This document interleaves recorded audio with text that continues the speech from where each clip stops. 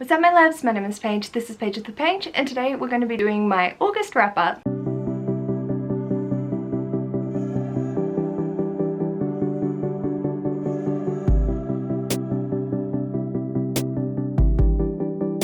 Hello my darlings, welcome to this video. Today I want to go through all the books that I read in August for Pickpongathon because this was the best reading month I've had this year. I am very happy with the things that I read, my average rating, my pages, and I'm exhausted leading into Suffer-a-thon.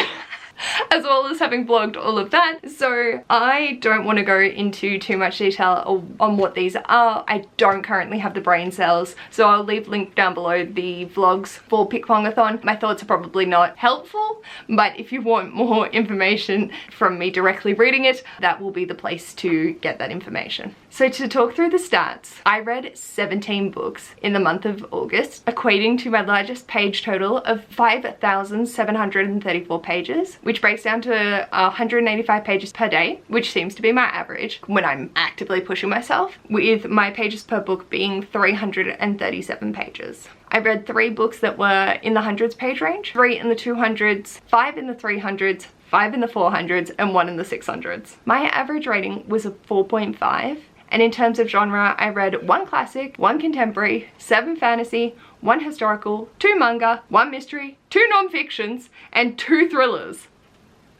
Eclectic. For my format, I read 5 books purely on audio, 2 purely on ebook, and 2 purely physically, and then 8 physical and audiobook combinations. In terms of genres, I read 1 middle grade, 3 young adult, 2 new adult, and 11 adult titles. Which, what?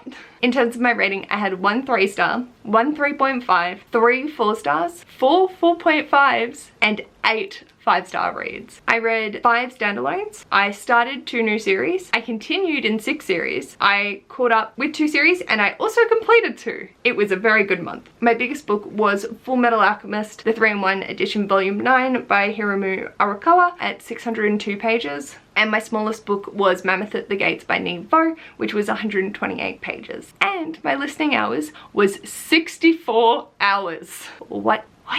That wasn't even one of my longest reading months, but I did end up resorting back to putting my audiobooks back to 3 times speed just to be able to help me get through the things that I wanted to for Pickpongathon. So like I said, I'm not going to go too in-depth. I never really do about these books anyway. I'll give you the star rating, and if I do have any thoughts for it, then so be it. But let's dive in because there are 17 books to talk about. The first book that I read was perfect to start off the month, and that was Disability Visibility, edited by Alice Wong. So this is a collection of the disability experience in all its forms.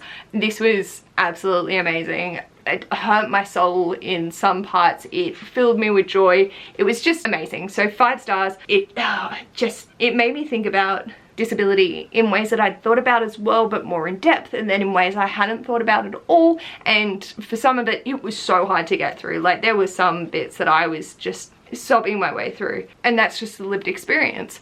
And then others were just so empowering as well, and it was just like, oh my god, all the emotions and feelings. So amazing.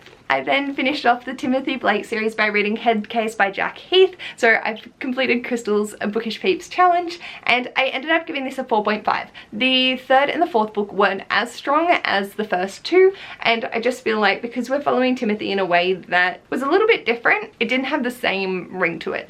I really enjoy one of the female characters in this, and I'm curious to see if more books do come out in this, but Timothy Blake's been through a goddamn lot. Then I read Full Metal Alchemist, the 3-in-1 volume 9, which concluded off the series by Hiromu Arakawa, and 5 stars. Oh my god, this series just I was doing fine until an amendment at the end, and then I was dead. I was dead to the world. Absolutely broke me. So fabulous time. I'm so happy with how this series ended. I can't believe that it has ended and I've done it. Just what? But I really appreciate all the characters in this. It's just, oh, it's gonna sit in my heart for the longest time. Then I picked up the Blackbird Oracle by Deborah Harkness, which is the next installment in the All Souls series, and ended up giving this 5 stars. Oh, it's so hard with continuations of series as well because I don't want to go into detail, but yep, I went in completely blind. I didn't know if we're following the same characters from the main All Souls series or if we were going to go into following another set of characters, I went in completely blind. I'm happy. I'm very, very happy with how we went. If you do want to hear on what or who we're following, that will be in my vlog. But if people are wanting to go in blind like I did, then I'll leave that for you. But I just, Deborah Harkness knows how to write. Like, I was listening to it, I'm like, I've got to get the ebook, because just listening to it and not being able to consume it properly is not doing their writing justice. It's just beautiful. I love the story. I love where we're going. I can't wait for future installments. I just, oh, yes. Fabulous. It was so nice being back in this world. The next book that I read also broke me, and that's Us Against You by Frederick Backman. What?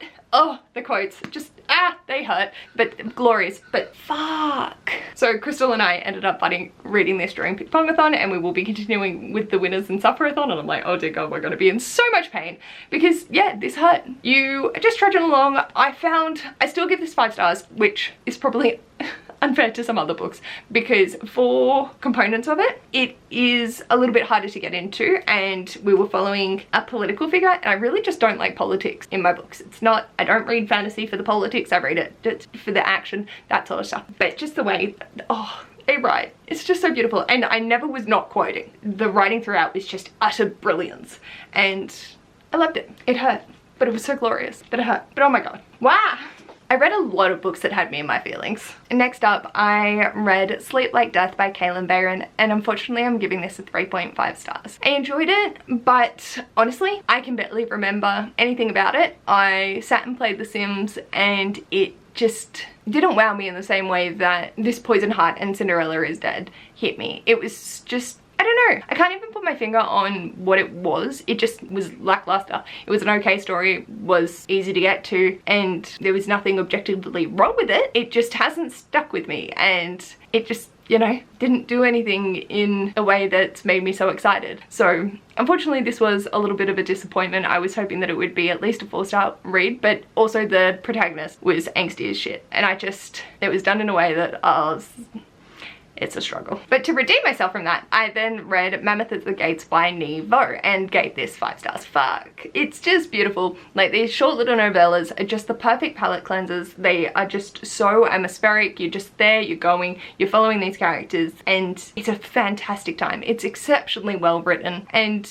does all of the things right. I don't have too much to say in terms of actual content, because these are short novellas and it is the 4th in the series, so it's just a lot of thoughts and philosophies. Next up, I read Escaping from Houdini by Kerry Maniscalco and ended up giving this a 4.5.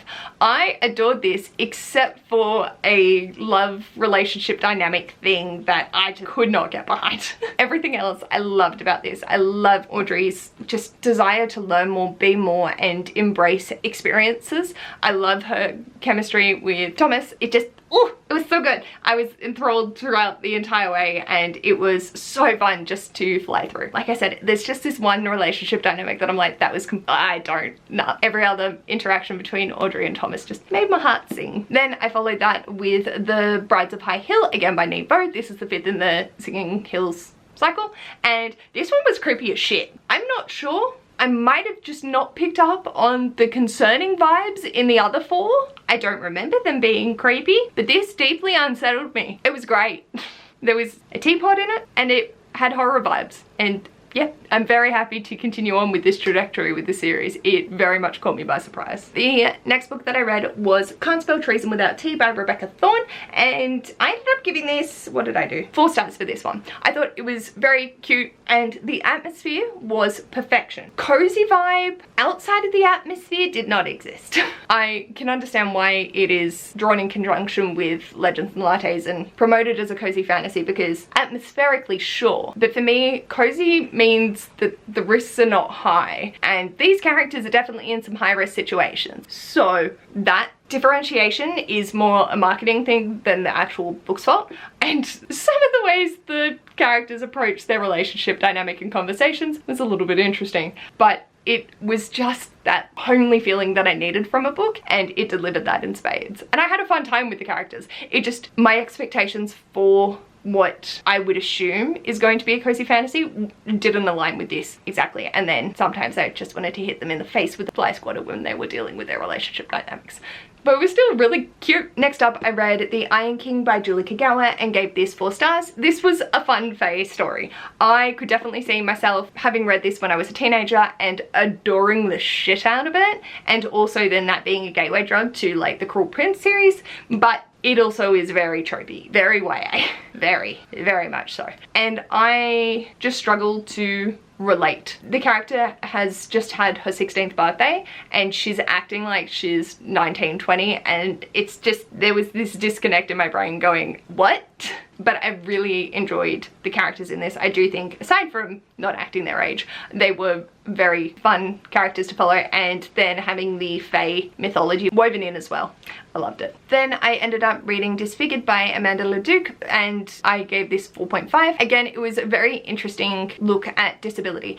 I think for me, there was some components of it where they tried to do a critical analysis rather than being more memoir based, and it was like, yeah, you said that you're not an expert on this topic and you're just wanting to talk about your lived experience, but now you're trying to project into a critical analysis that, I don't know, it just didn't match in that component of it, and the examples that they used at those moments were probably not the ones I would have gone with. But aside from that, holy mother of Lord, it was so amazing just to see the way that story and disability have been influenced so much throughout time and looking at the cultural impact of having disability represented in particular ways. Fascinating, so interesting. It was very short and quite easy to get through, which is always lovely for a non-fiction, and I had a really good time with it. I think it puts a lot of valid points to the forefront. And then, because the TBR gods were so kind, I was doing Audacity August and stealing people's TBR games for the month to pick my next read. I then ended up picking up The Iron Daughter by Julie Kagawa, the second in the Iron Fae series. Still gave this a 4 stars.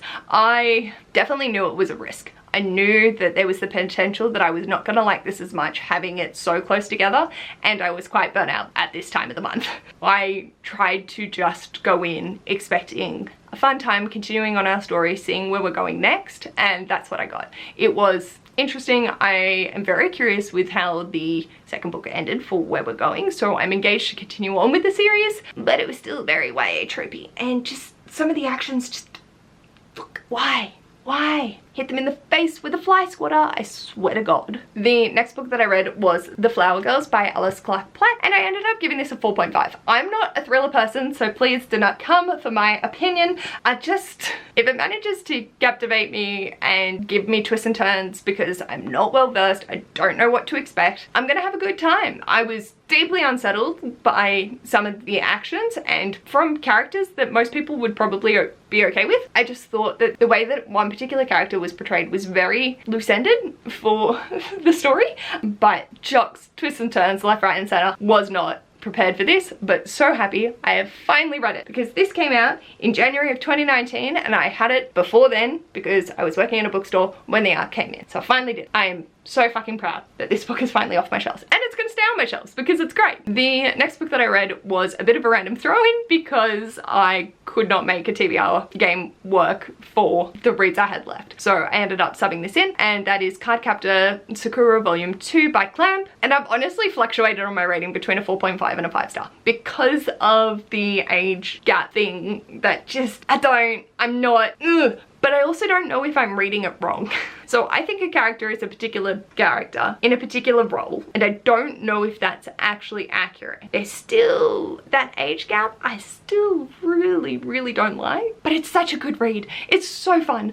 It's so nostalgic. It just, my heart, I feel love everything, and seeing like the clo cards and it being like, woo, I'm just like, ah! So yeah, I have a really fun time with it, which is why I'm so conflicted, because like I do have that nitpick, but also like nostalgia, rose tinted glasses. I've put it as a 5 star on my spreadsheet. The next book that I read was Shakespeare Sonets by William Shakespeare, and I have to thank Ash so much for reading this with me throughout the month. We would just pick up and read some sonnets. Hey, I left my bookmark in, whoops. And that is the only way that I managed to give this a 3 star. The sonnets themselves, not my vibe. I don't like, we tabbed 5? There were 5 out of 154 sonnets that we actually liked and discussed. So that was an experience. But reading it with Ash was just so funny that I loved the reading experience of it with him. In one of the vlogs, I think it's week 3, we end up doing a handstand and trying to read one of these out, and he drooled on it because he just brushed his teeth. So if you want to see that utter chaotic mess, feel free to go check out that vlog. But it fills me with joy every time I think about it, every time I look at it. So that's a win. And then the final book that I read was The Man Who Died Twice by Richard Osman, and I ended up giving this 5 stars.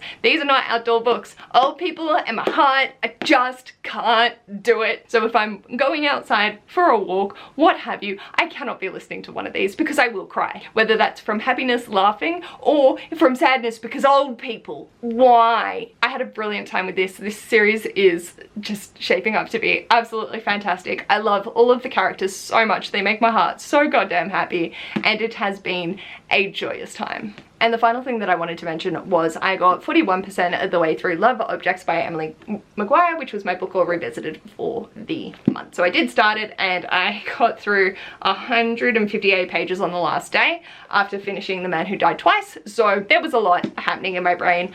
I might come back to this during Suffer-a-thon. I'm not sure because I do have a list a mile long for that and Aurelium. So who knows. But I just wanted to mention that I did read a decent damn chunk of this. So these plus 7 digital books are the books that I read in the month of August for Pickpongathon, and I am so fucking proud of myself. Honestly, I don't think I've pushed myself that much in a month for the longest time, both physically and with my reading, because I was also doing a step challenge which gradually increased depending on how many misses I had for my lifestyle prompts. If it's okay with Krystal, I'm gonna link the lifestyle prompts down below so people can have a watch, but I did that of my own accord. It was not part of my team's challenge for Pickpongathon. It was literally they'd just vote on what activity I was gonna do for that week, and then depending on the misses I had to add 100 steps onto my step goal for the month, which was 5,000 a day. And I'm thankful for that because I'm now dying during Suffer-a-thon trying to do 10,000, and we ended up on 7,200 at the end of last month. So it's all worked out in the end.